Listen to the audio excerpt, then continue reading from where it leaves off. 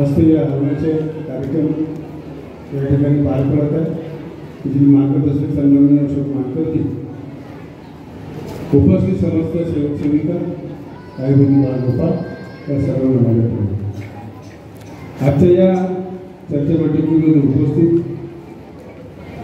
बबलूप श्यामकुमार बर्वे खासदार त्यांचे वडील सन्माननीय आमचे मोठे बंधू बर्वे साहेब ते सुद्धा या ठिकाणी प्रामुख्याने उपस्थित आहे, त्यांना सुद्धा माहिती। आजचा हा 9व्या आव्हानाचा कार्यक्रम माझे जीव होता या ठिकाणी। आज देशमुख साहेब सुद्धा येणार नव्हते, त्यांची प्रवृत्ती बरोबर नाही आहे।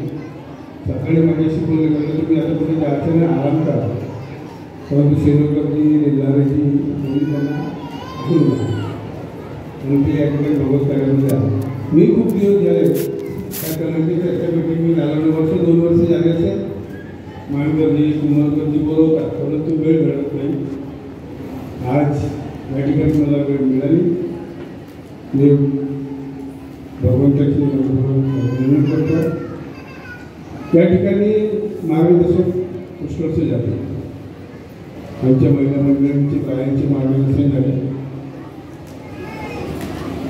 बाबांनी सर्वांना समान अधिकार या ठिकाणी दिलेला आहे। समान अधिकाराची जाण आहे पण जाणीव नाही। आपण या मार्गामध्ये याच्या आधी सर्व लोक दुःखी होतो, कोणाला टीबी, कॅन्सर, महारोग, कोणाला सट्टा युगाचं व्यसन, कोणाला दारूचे व्यसन आहे। आम्ही मार्गात आलो, दुःख घेऊन या मार्गामध्ये आलो। बाबांचा तत्व शब्द नियमानं, बाबांचे शब्द मार्गदर्शकाच्या माध्यमातून शब्द दिले, आम्ही कर्म केले आणि आम्हाला परिपूर्ण समाधान मिळाले। आणि आज आपण सर्व समाधानाने म्हणून करत आहोत। सन्माननीय मनोहर देशमुख साहेब ज्याला 7 गाठीचा कॅन्सर त्यांच्या खांद्यावर होता, आणि त्या साध्या त्या ज्योतीच्या तेलानं त्यांचे त्या कॅन्सर दुरुस्त झाले। पैसा खर्च केला, सर्व झालं, परंतु समाधान नाही मिळालं। मार्गामध्ये आल्याच्या नंतर समाधान मिळालं परिपूर्ण। आज तेही समाधानाने जीवन जगत आहे, आम्ही समाधानाने जीवन जगत।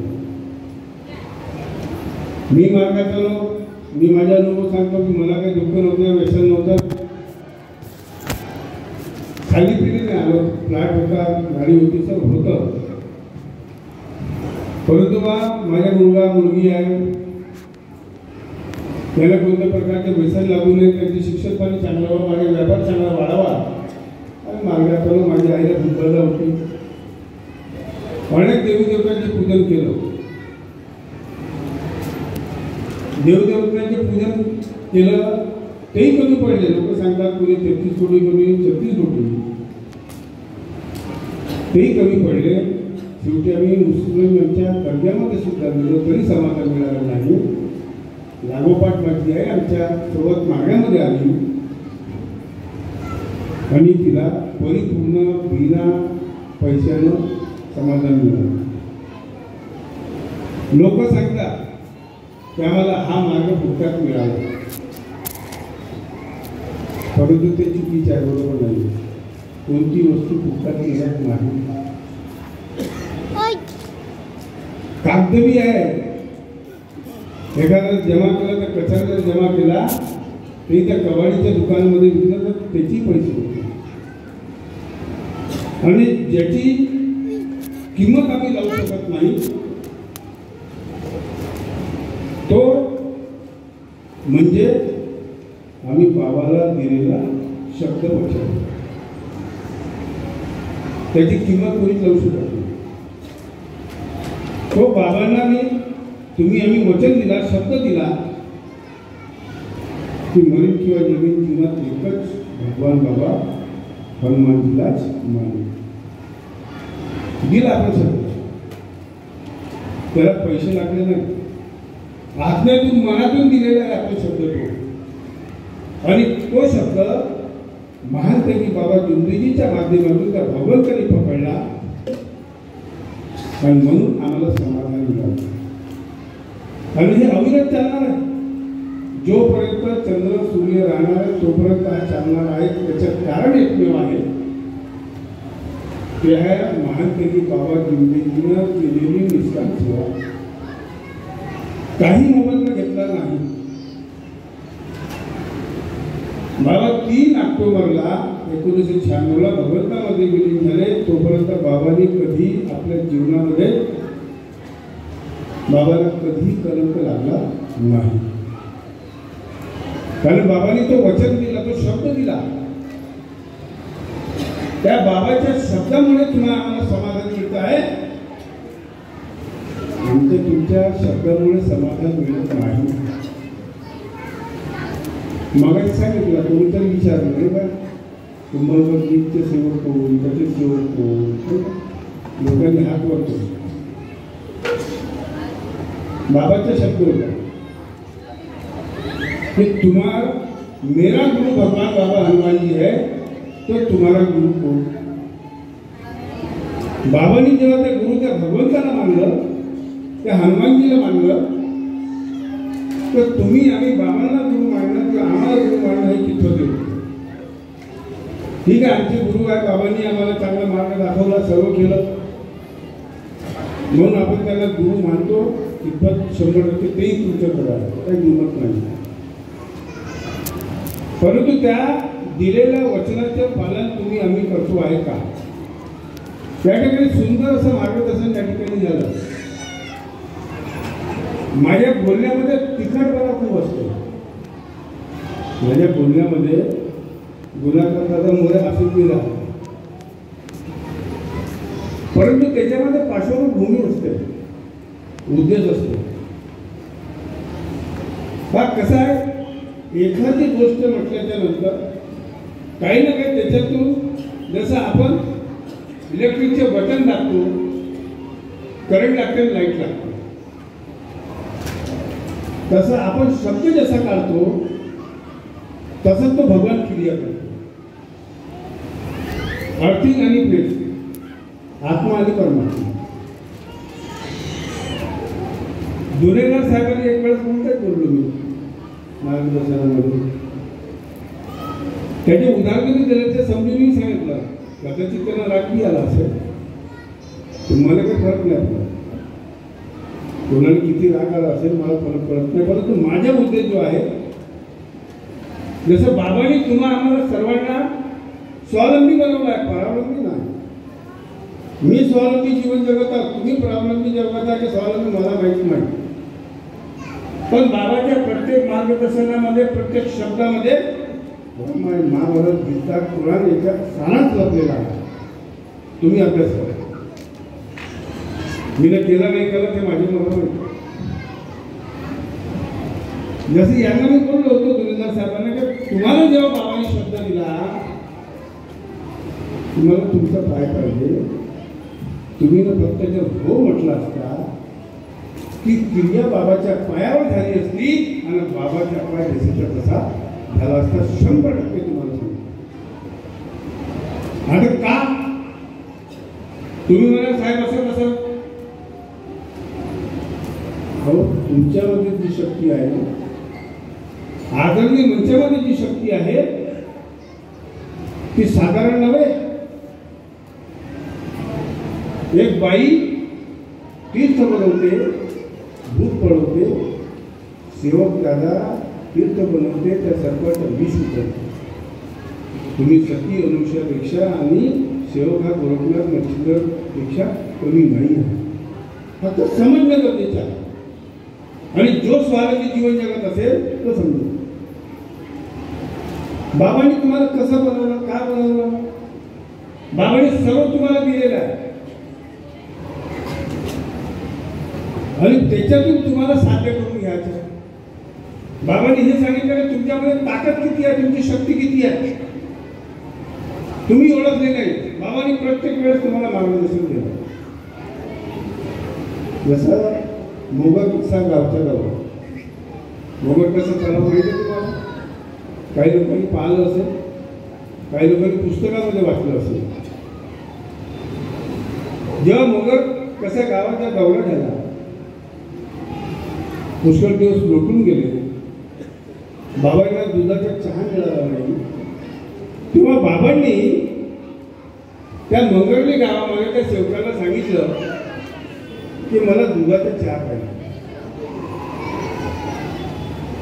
त्या सेवकाने सांगितलं, बाबा माझे इतकं वय झालं म्हणे, एक काय दिवाळी झाली, गाय असेल म्हैस असेल, दूध जर गवलं तर दुसऱ्यांदा ती गाईवर दूध देत नाही. हा आमच्या अनुभव आहे आणि ते बरोबर आहे, चुकीचं नाही. पण बाबाला काहीतरी घडवायचं होतं, तुम्हाला शिकवायचं होतं, शिकवून द्यायची होती, साक्षात्कार द्यायचा होता की सेवकामध्ये ही शक्ती अफट शक्ती आहे. फक्त तुम्ही त्या शक्तीच्या त्या शब्दाचा वापर करा. हे बाबांना सिद्ध करून द्यायचं होतं. म्हणून त्या सेवकाला सांगितलं की मला दुधाची चहा प्यायची आहे. त्या सेवकाने सांगितलं, बाबा इथं गावात दूध मिळणार नाही. आणि खरोखर आहे, कारण का आमच्या ग्रामीण क्षेत्राचे लोक कसं आहे, जे एक वेळा दूध काढलं सीधा डेअरीवर पोचवलं ते घरी काढायचे आहे, एवढे कंजूस लोक काय झालं. आणि एक अर्धा तो एक वेळा ठेवणारच नाही. एक वेळाचे पैसे नाही म्हणते आपल्याला 10 रुपये. आणि मग बाबांनी त्या सेवकाला सांगितलं, मला माहित नाही म्हणे, मला दुधाची चहा पाहिजे म्हणजे पाहिजे. ठीक आहे, तर तू बाबांना सांग ना, भगवंताला सांग. तो सेवक म्हणजे, बाबा तुम्ही सांगा. कारण सेवक गटपटला, मी भगवंताने मागितलं दूध भेटेल का? पण बाबाला दाखवायचं होतं की त्या सेवकामध्ये किती शक्ती आहे, हे बाबांना सिद्ध करायचे होते. त्या बाबांनी त्या सेवकाला सांगितलं, तर सेवकाने, बाबा तुम्ही भगवंताला विनंती करा आणि सांगा. बाबांनी म्हटलं, नाही, तुम्ही भगवंताजवळ विनंती करा आणि भगवंताजवळ सांगा की माझे बाबा आले आहे, माझ्या बाबांना दुधाचा चहा पाहिजे आहे, तुम्ही दूध द्या. त्यांना विनंती करायला लावली. कोणाला? सेवकाला. समजा बाबांनी जर म्हटलं असतं की ज्या थाप मार आणि म्हैस दूध दे, दिलं असतं. कारण बाबाजवळ प्रबळ शक्ती होती. परंतु बाबांना सेवकांना दाखवायचं होतं की त्या सेवकामध्ये किती ताकद आहे, किती शक्ती आहे. म्हणून बाबांनी त्या सेवकाला सांगितलं, त्या सेवकाने विनंती केली, हात मारली आणि 2 लिटर दूध दिलं. 2 लिटर दूध दिलं. जर समजा बाबांनी म्हटलं असतं आणि त्या सेवकांनी थाप मारली असती तर सेवकांनी हे म्हटलं असतं की बाबाने काहीतरी मंत्र आपल्या जवळ ठेवला आहे म्हणून दिलं. आम्ही दिलं असतं तर दिलं असतं का? नसतं दिलं. सेवक दोन्ही तबल्यावर वाटते की नाही का? दोन्ही तबल्यावर चिरकी मेरी पडवी मेरी कंठ मेरे बापता. म्हणून त्या सेवकांनी विनंती केली आणि दूध मिळालं. आणि मग लालची स्वार्थ किती आम्ही सेवक लोक आता सांगायचे ते, बाबा इष्टिका झाली पाहिजे, मग मारुती झाली पाहिजे ना, खूप किंमत झाली पाहिजे. सगळं आहे की वाढत राहा.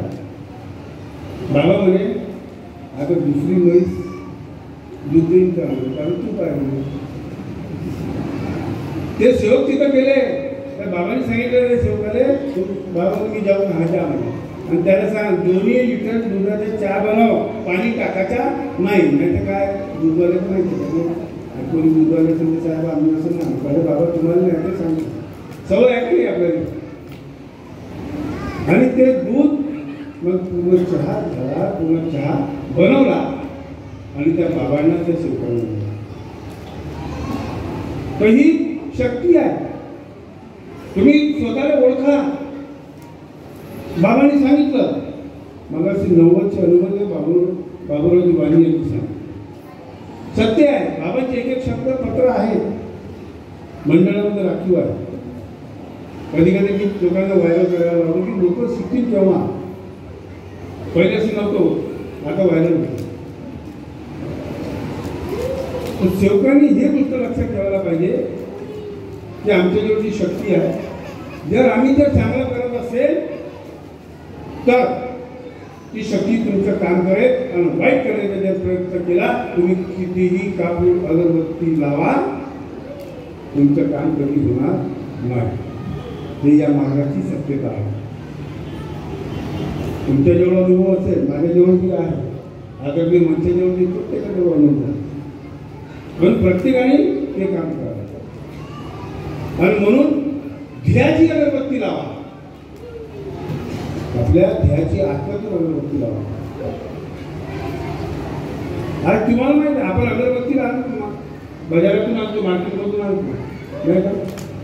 जसं आपण हवन करतो, देवाने वास आणि माणसाने नाश.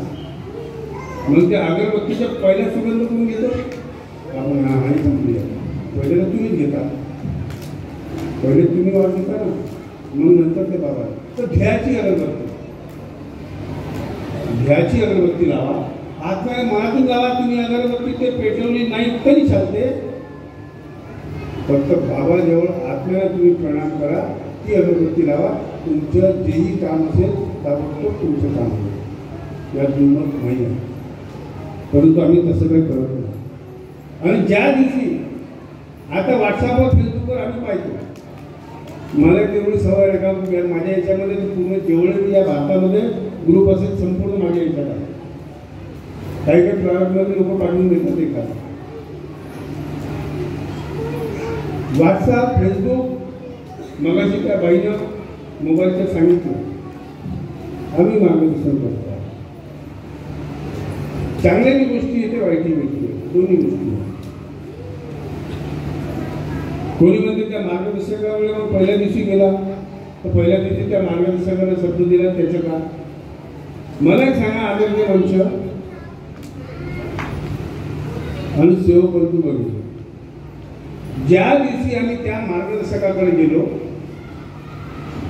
त्यांनी आम्हाला वचनबद्ध केलं. आता वचनबद्ध करणे म्हणजे का, आम्ही ते शब्द देतो. तो मार्गदर्शक सांगते आपल्याला की तुम्हाला अशा अशा पद्धतीने वागूचे आहे.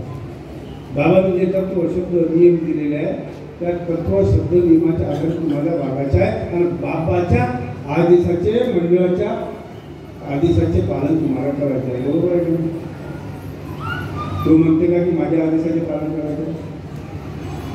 एखादा मार्गदर्शक म्हणत असेल ते सांगतो, तो हेच सांगते मंडळाच्या आणि बाबाच्या आदेशाचे पालन करायचे आहे.